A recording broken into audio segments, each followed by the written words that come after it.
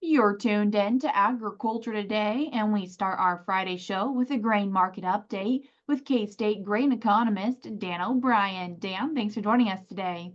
Thank you very much, Shelby. Dan, what are we seeing for the futures market and the grain?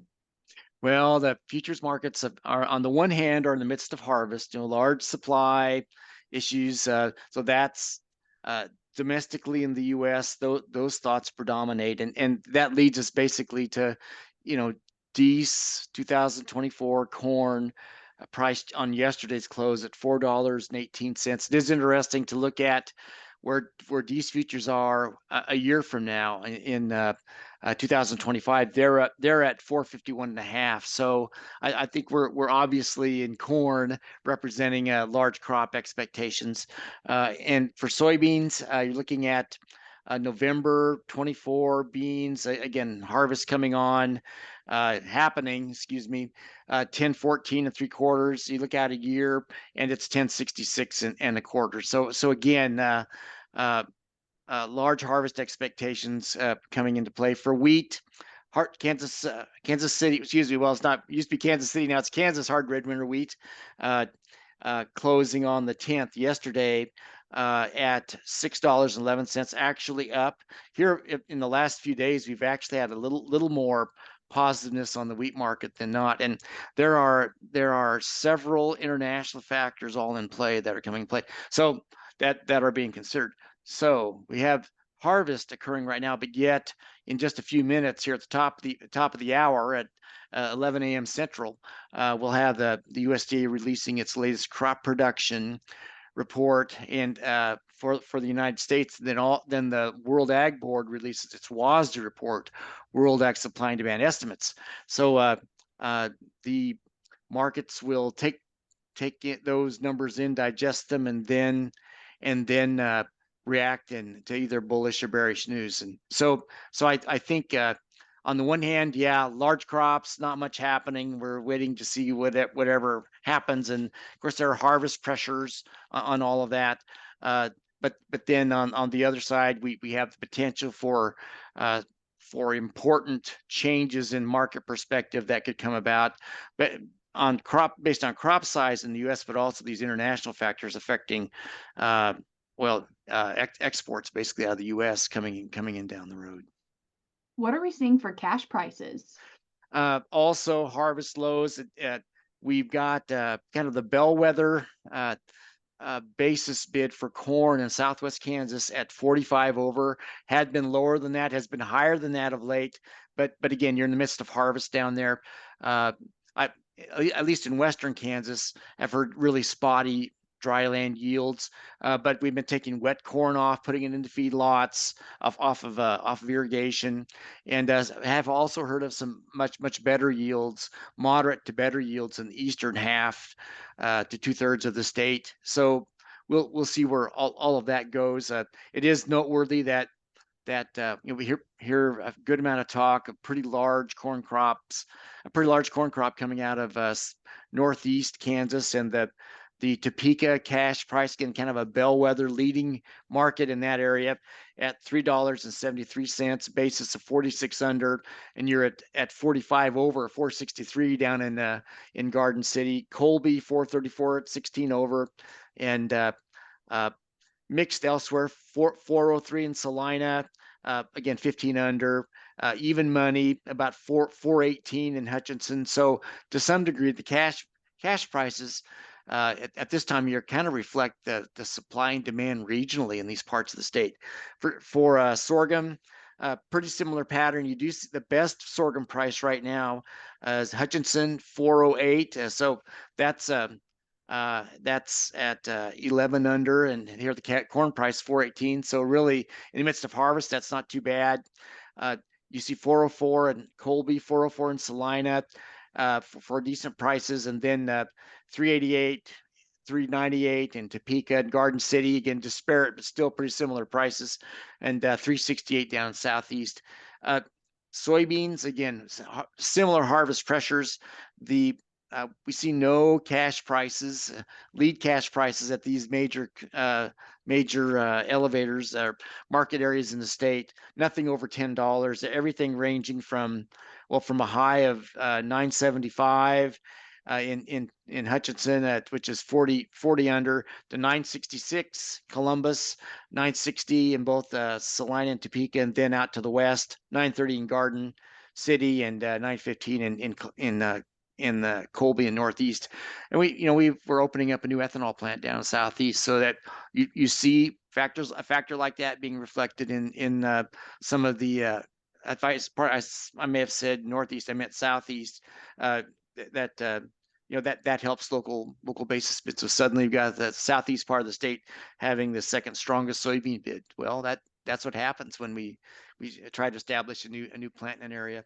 For wheat, again, interesting that with the issues that are happening overseas, the Black Sea region, conflict still going on, more missiles flying and drone attacks on different ports, whatever. You do see Hutchinson wheat bids, again, major export area, 605, which is basically only 6 cents under, pretty strong wheat price at this time of year, really, wheat basis and price.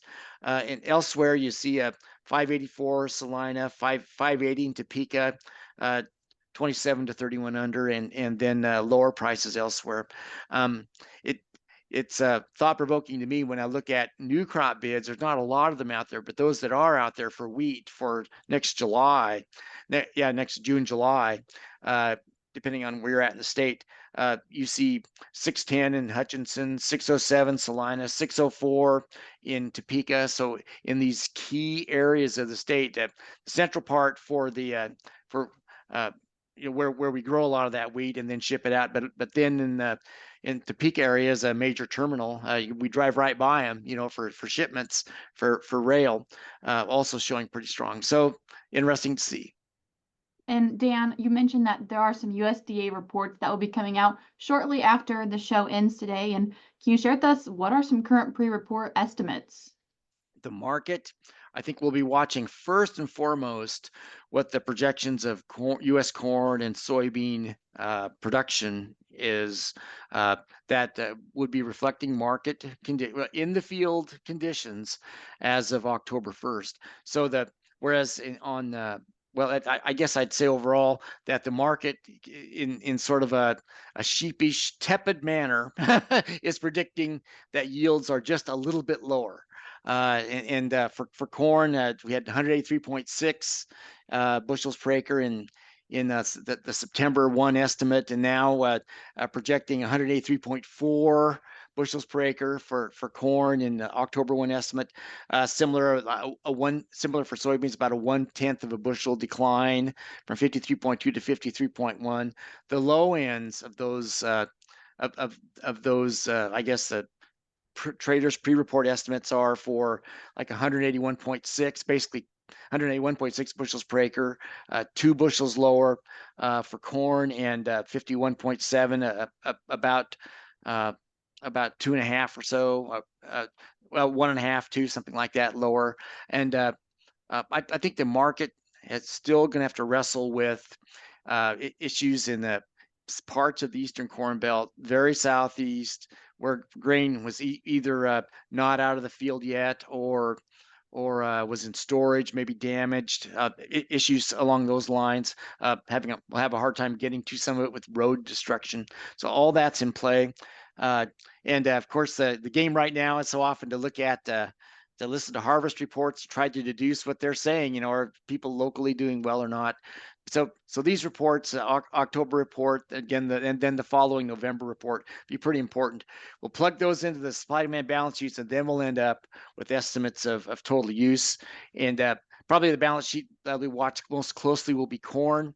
Had about 2.057 billion bushels of ending stocks projected for the 24-25 marketing year in the September report. Well, now we've shaved about 90 million, at least the market's expecting 90, 100 million bushels less than that. And, we have reports of strong ethanol production, drawing down ethanol stocks, exports of ethanol literally picking up, some decent movement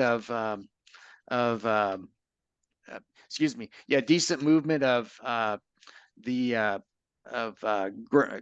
of grain for exports, or excuse me, decent movement of grain into the feed sector.